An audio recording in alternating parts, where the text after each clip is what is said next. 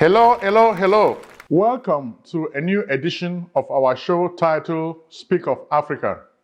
Brothers and sisters, we would like to begin the show of today by saying thank you very, very much. Thank you very, very much. You've been subscribing and you've been sending this video to many of your friends. In fact, the last week, we've just seen a big increase in our numbers. We have more viewers, we have more subscribers. Every day, we're seeing people subscribing and we see people making comments. So this is really engaging.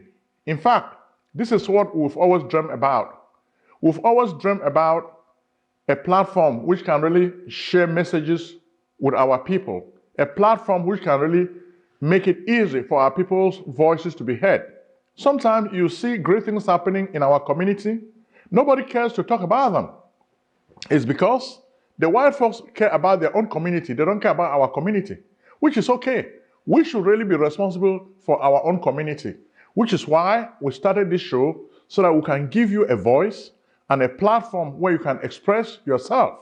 This is happening. In fact, the last few weeks, we can see how you're contacting us and we're responding.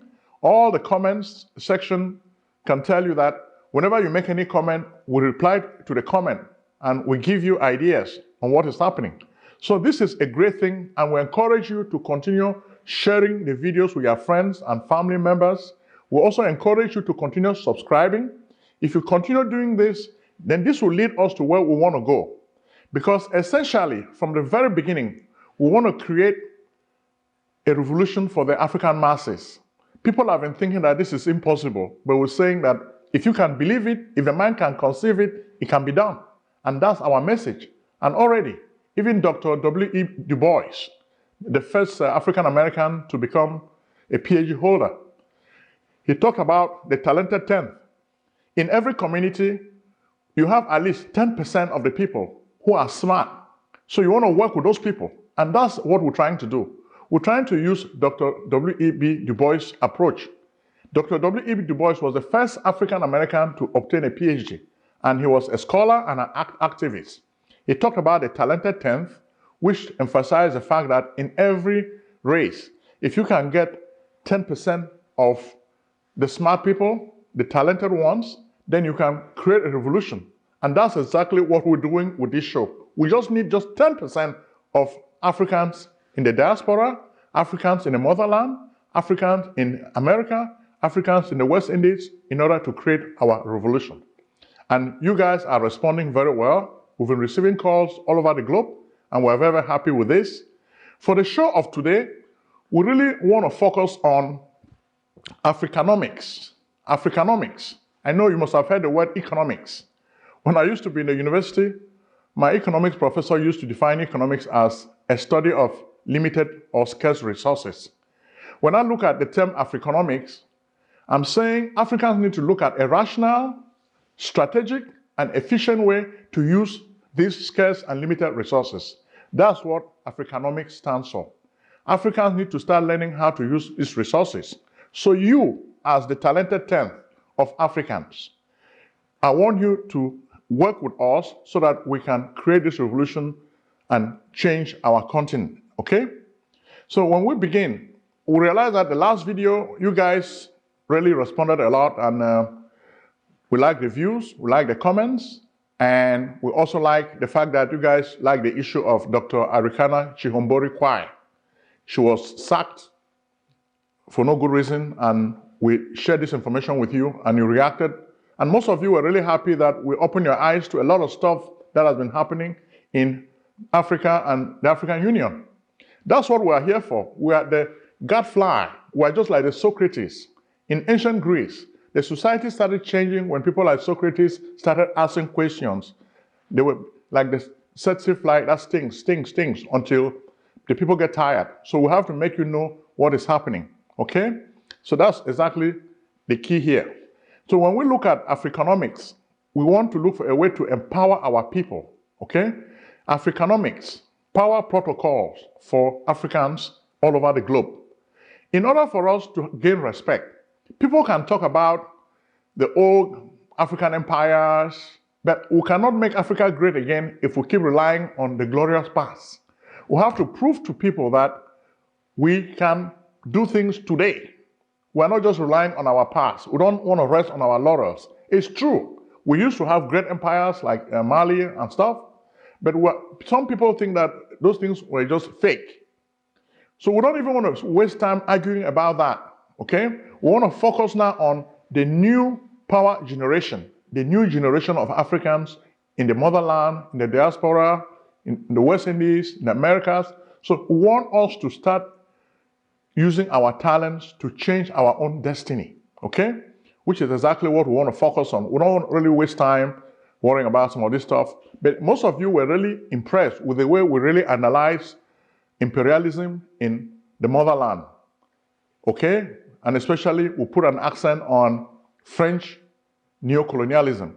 You guys were really shocked with most of the revelations that we made, but this is what this channel is for. The information that the other media, the mainstream media doesn't want to share with you, we share this information with you, and we want to do this religiously, okay?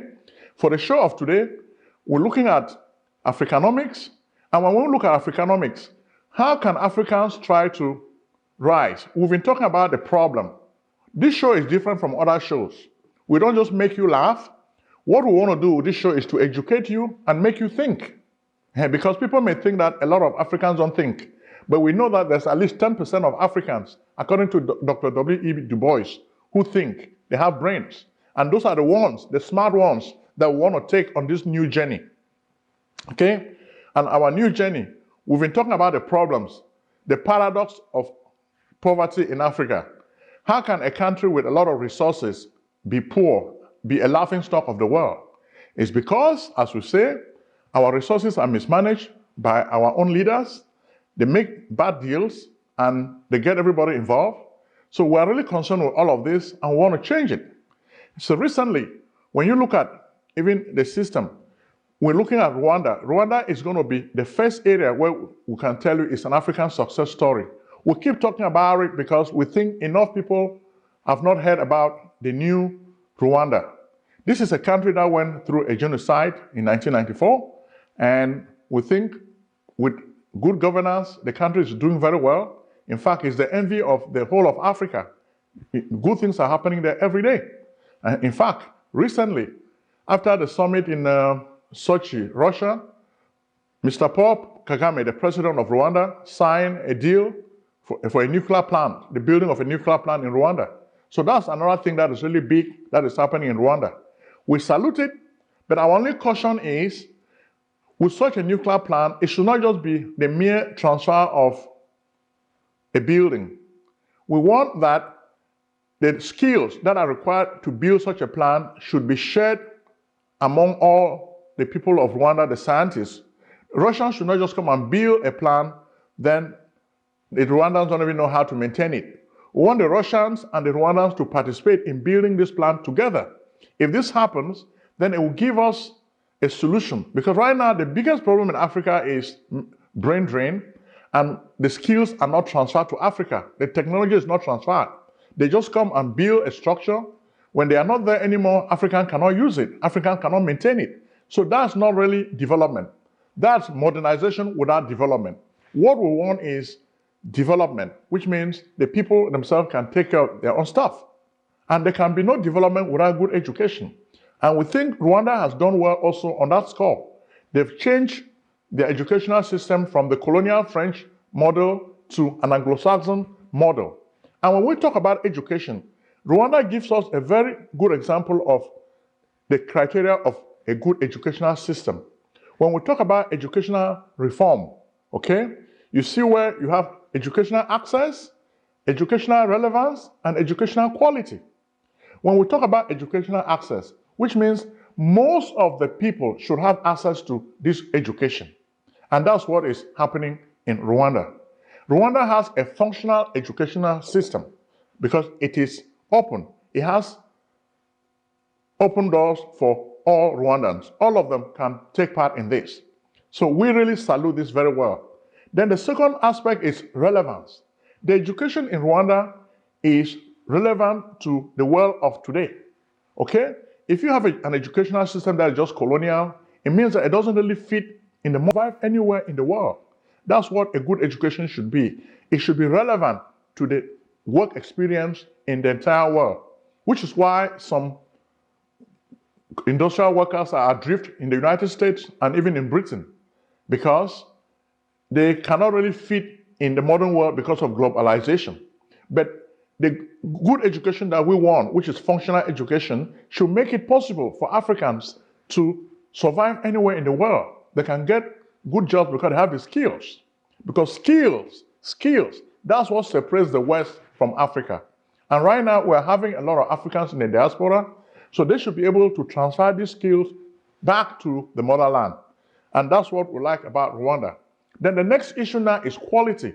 What is the quality of this education? You measure the quality of education by looking at education in other countries. Where do we rank?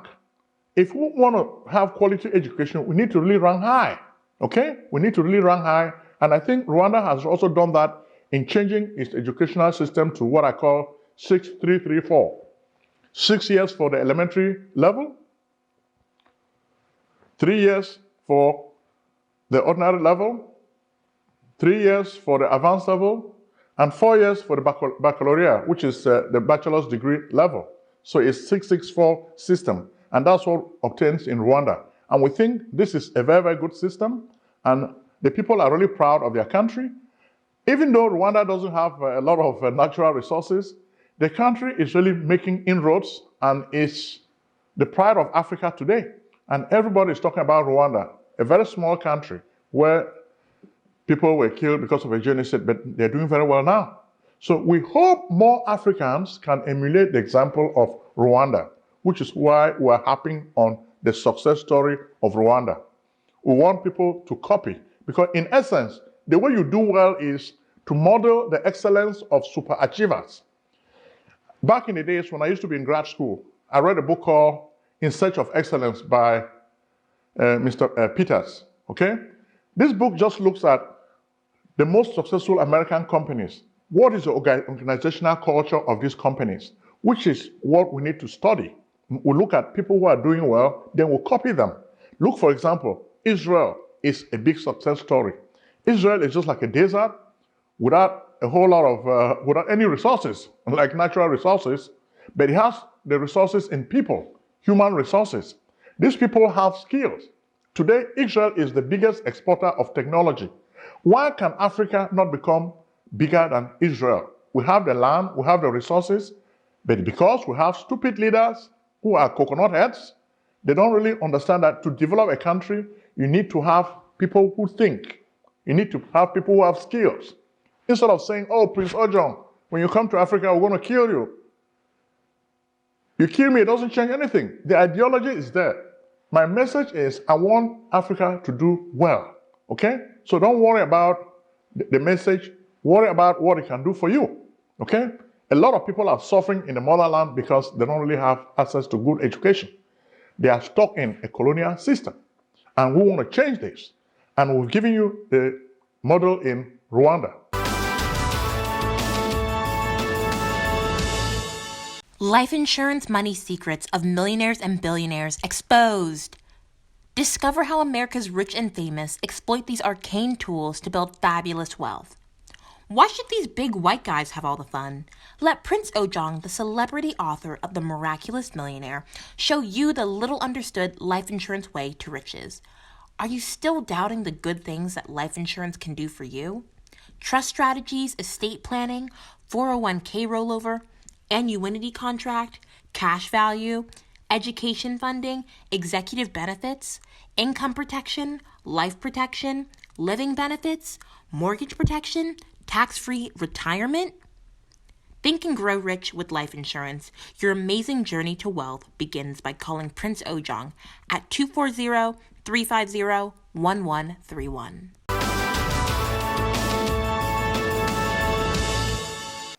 From Rwanda, we're going to move now to Ivory Coast.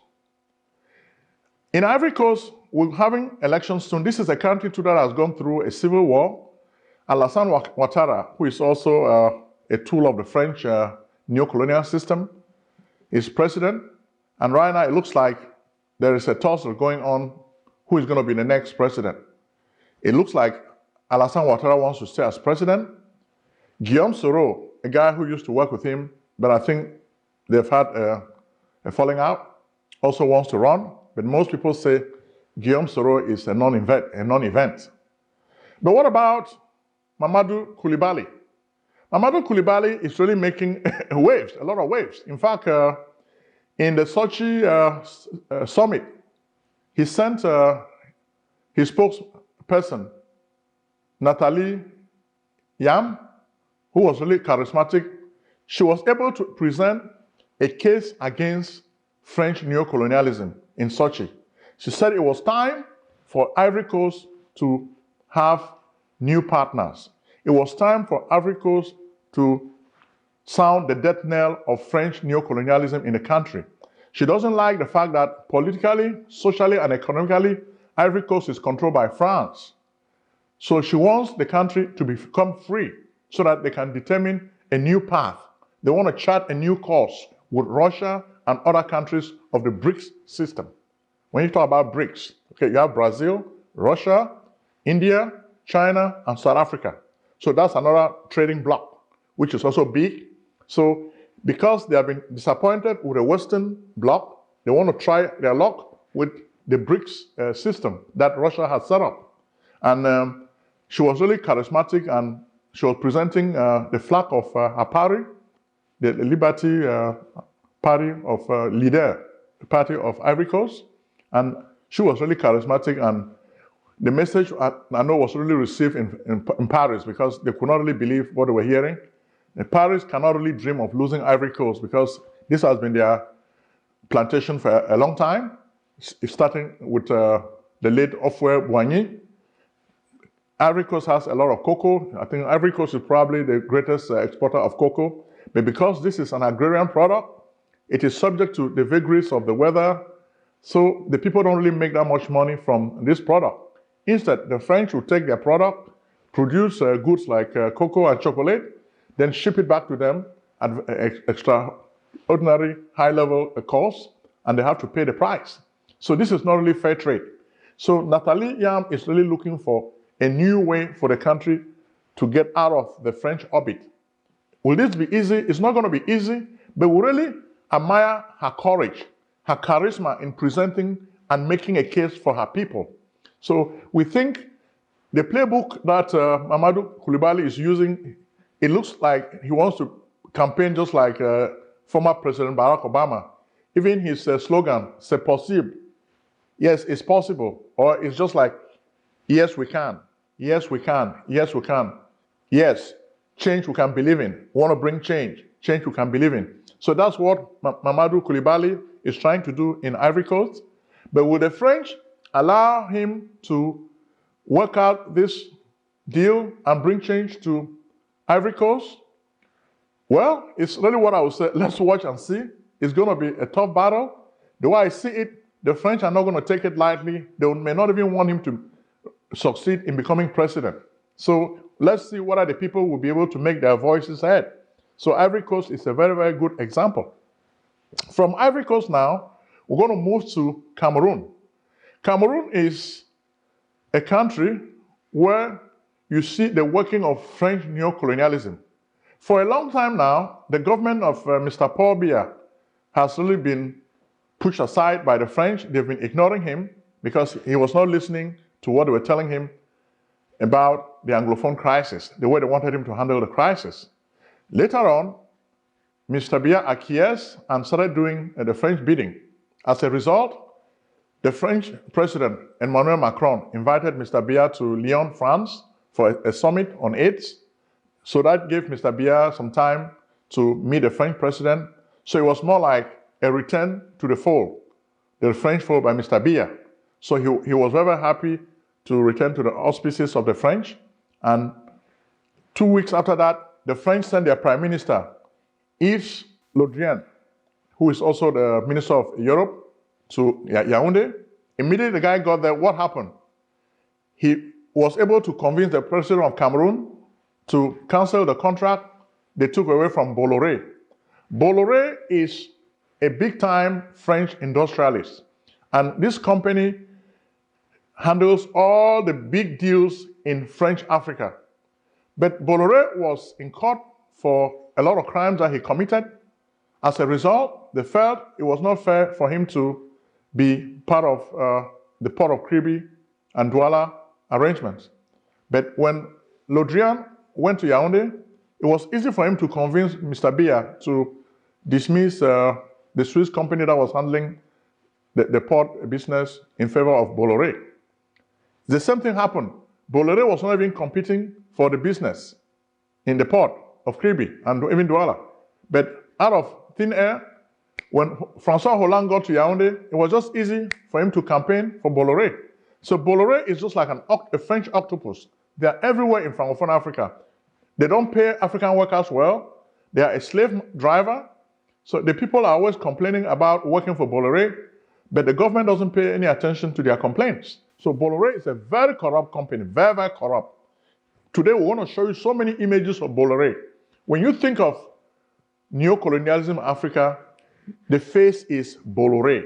So you look at it, Bolloré is the face of neo-colonialism in the whole of Africa. And we'll have so many images to show you of Bolloré. If you go on social media or even on the internet, you see so many articles complaining about Bolloré in that part of the world. So Bolloré is not good. Then what about even Ferdinand Gongo, Biya's new vice president in waiting?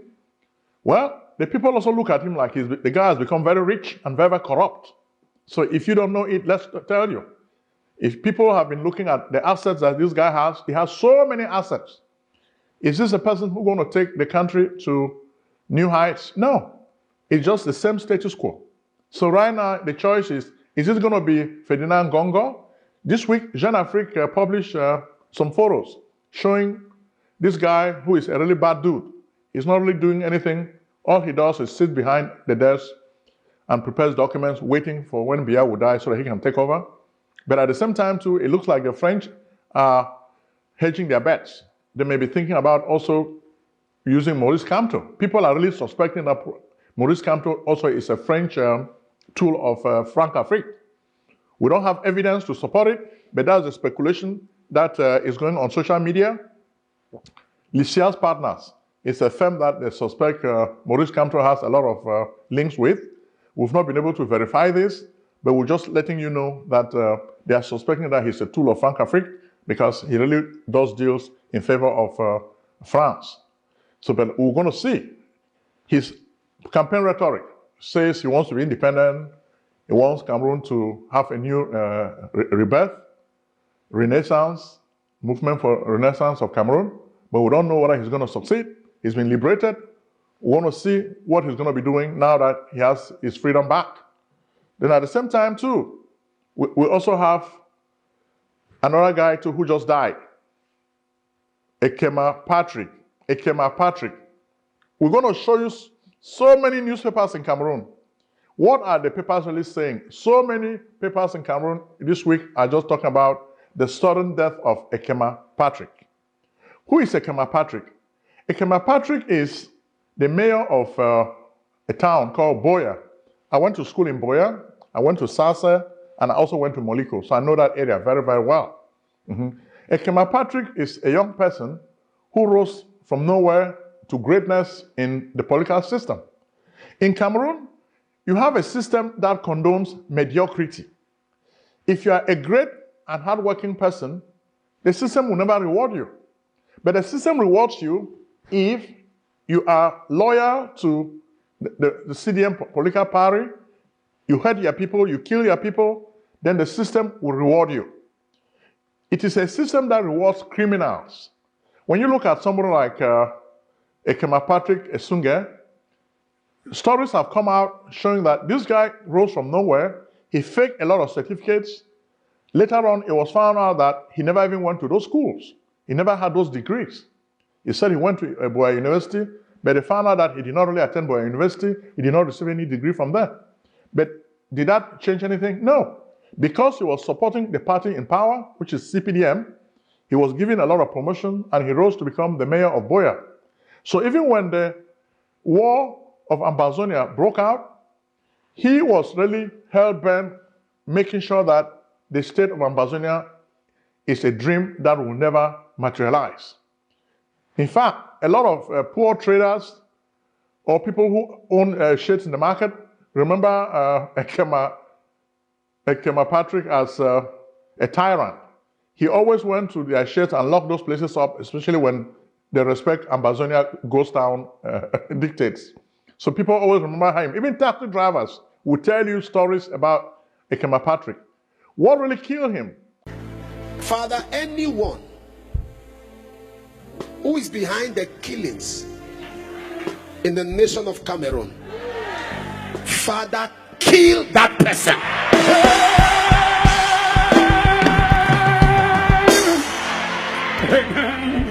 Father, anyone behind this that is excited to see lives wasted, waste that person. Well, we don't really want to speculate. We understand that Ekema Patrick went to Douala and was complaining of illness. Then some people say he had a heart attack. Other people suspect that he's been poisoned by using a chemical called Botox. So we don't really know whether this is a Botox infusion that really killed him. But some people say he had a cardiac arrest. And so it's just speculation. But what we see on social media and on the internet, a lot of people in Ambazonia are jubilating. Oh, Ekema. Oh, Ekema. Oh, Ekema. Why you leave we? Why you leave we go you? You go so go do her. Oh, Ekema. We will start business now. Papa. Papa, Ekema. Bye-bye. Bye-bye. Yeah, mommy Pima. When, in African tradition, when somebody dies, people feel sorry and people cry. But when you look at the home of Atanganji, a lot of people are just celebrating his death. They are really celebrating, they are happy. I even have a video which people were celebrating his death in South Africa. You see them dancing in a bar.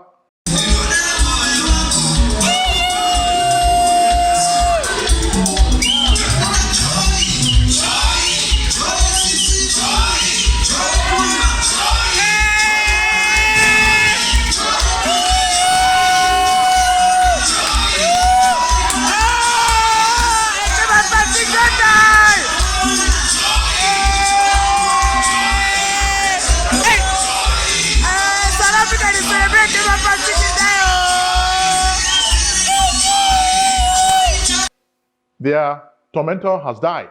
So the people were just jubilating. So you ask yourself, do these people lack a tragic consciousness? No, because Ekema Patrick had told them that there will never be any state of Ambazonia so long as he's alive. So he has to die before that state can happen. So it's just like his death is the fulfillment of a prophecy. Now he has died, and there's room now for the state of Ambazonia to be born. And that's what the people are saying. When you even look at Boya also, you have some rascals in the city of Boya. They sit in their homes playing their music. They are very, very happy that Ekema Patrick has died. So when you look at all the newspapers in Cameroon, they are talking about the death of Ekema Patrick. Then there's even a picture, you can see Ekema Patrick sitting with his colonial master, Paul Biya, and that's what he loves best. So just the fact that he meets Paul Biya, it's like he has met his God, and he's happy. Just imagine a Christian. When you come face to face with God, what else do you want? You are very, very happy. So this individual had a lot of ambition, but as I say, man proposes, but God disposes. He's died, wretched, and he has not really achieved those ambitions. But when you look at a guy like this, how can a guy like this develop the country? He doesn't have any academic credentials, no good education. So all he does is stupid politicking. And he has died, and the people are really jubilating because he has died. Okay, next, we're going to move now from Cameroon to Ambazonia.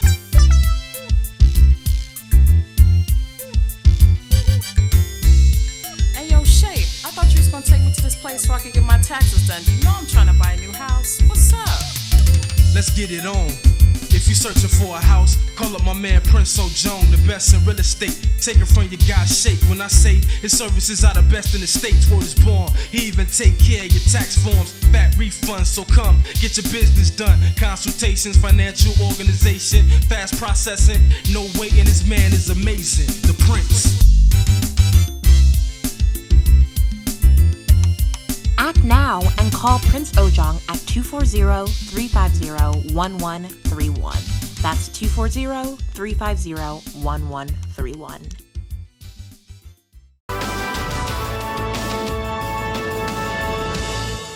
Ambazonia. We can not only complete any show without shedding light on what is happening in Ambazonia. There's a civil war going on, and after the French and the Cameroon government decided to send some soldiers to Lebialem, it looks like the Red Dragons and some of their colleagues were able to kill a lot of these French soldiers. So this is just the beginning. I think what is going to get worse is when these French soldiers will be paraded on the streets, and the people in Paris will see that their people are dying a useless death in Cameroon for no good reason. So you can see they even dug some holes to make it impossible for the French military to travel with their vehicles and hurt and kill the people. So you can even see the pictures. They will also have pictures of Bafut. Bafut is an area in the northwest region that has suffered greatly in the hands of this French military and their slaves in La République du Cameroun.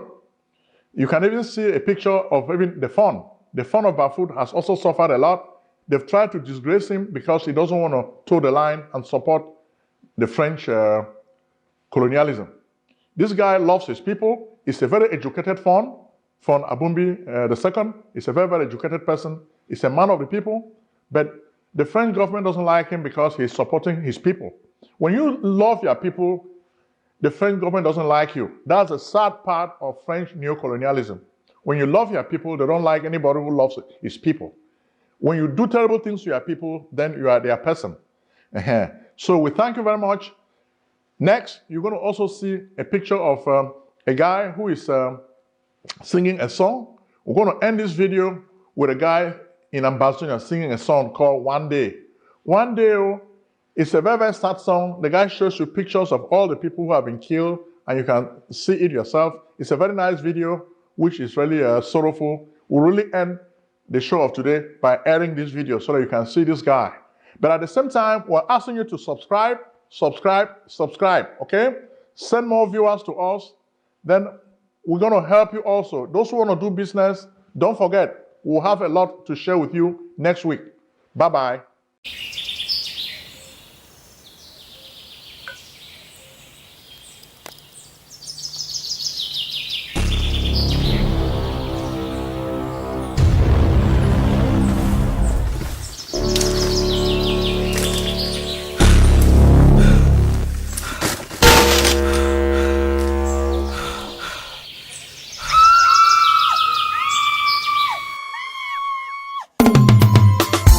Injustice becomes law, resistance becomes a duty. Weber.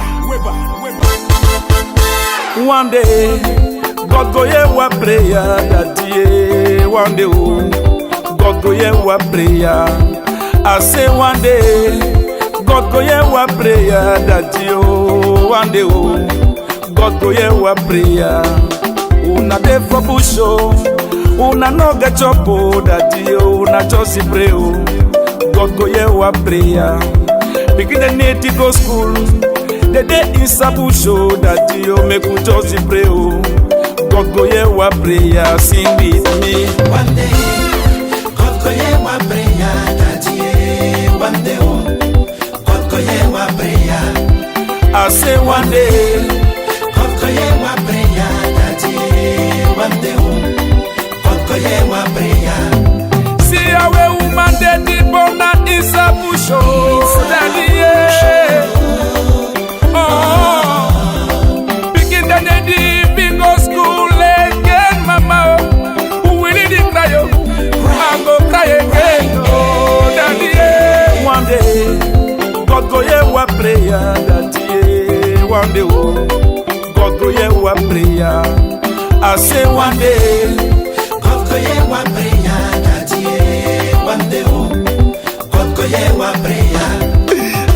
say, so painful for see one brother they kill another brother. Papa God, now you want to know this story. Now you want to know this story. My papa, what did happen for this place now? Hey, begin the day for bush, oh. They no get water, oh, that yo. Then this go, God go hear our prayer. We not get the house them. They don't burn our house them. That you make we just pray, oh. God go hear our prayer. Sing with me. One day, God go hear our prayer. That you one day, oh. God go hear our prayer. I say one day, God go hear our prayer. That you one day, oh. God go hear our prayer. See how they don't burn once, they burn somewhere so, mommy.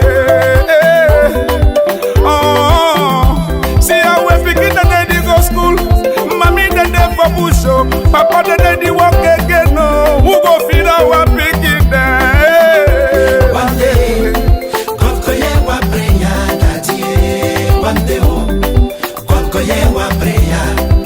I say one day, God go hear our prayer. That year, one day, oh, God go hear our prayer. picking daddy die yo, mommy then did die yo, brother oh, United Nations. Just the lucky moppy, politician them oh.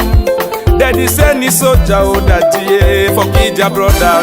Who go hear this story? Yeah. One day, go hear one prayer oh that yeah. One day oh, go hear one prayer. I say one day, go hear one prayer that yeah. One day oh, go hear one prayer. Merci Yves Kemayo, El Manager. Tu as cru en moi. L'Éternel est mon berger, je ne manquerai de rien. Gloire à Dieu, Maximo, champion.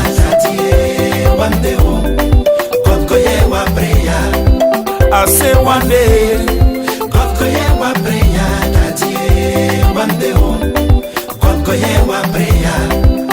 Janju Foundation, espoir des enfants démunis. Caravane Père Noël. One day, God go hear my prayer. That year, one day, oh, God go hear my prayer. One day, God go hear my prayer. That year, one day, oh, God go hear my prayer. One day, God go hear my prayer.